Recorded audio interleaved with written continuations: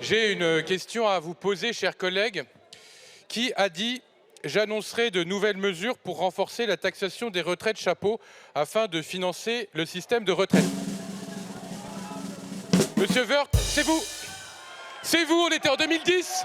On était en 2010 et on débattait d'une réforme des retraites. Et parce que vous aviez besoin d'un alibi pour essayer de justifier une réforme injuste, vous avez dit il faut en effet mettre à contribution celles et ceux qui touchent des retraites indécentes, ces retraites chapeaux.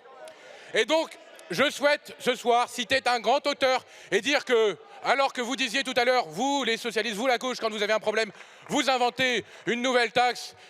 Bien sûr, on a bien compris, les macronistes, depuis qu'ils sont élus, à chaque fois qu'il y a un problème, ils baissent les taxes. Mais, monsieur Woerth, souvenez-vous de l'Éric Woerth, avant qu'il retourne son chapeau, de l'Éric Woerth de 2010, celui qui voulait augmenter la fiscalisation des retraites chapeaux pour financer le système de retraite. Et votez donc, monsieur Woerth, s'il vous plaît, cet amendement. Rappelez-vous du ministre Woerth.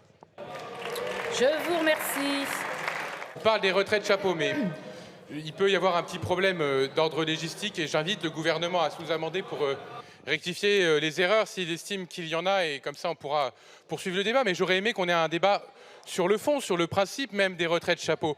Parce que finalement, les retraites chapeaux, pourquoi on en parle? C'est quand il y a une polémique dans l'actualité. Par exemple, je citerai une polémique de 2016 où, par exemple, M. Lombard, le PDG de France Télécom, avait eu un chèque de 346 715 euros annuels, ou encore M. Mestrallet, à GDF Suez, était parti avec une retraite chapeau annuelle de 831 641 euros. Alors, tout à l'heure, M.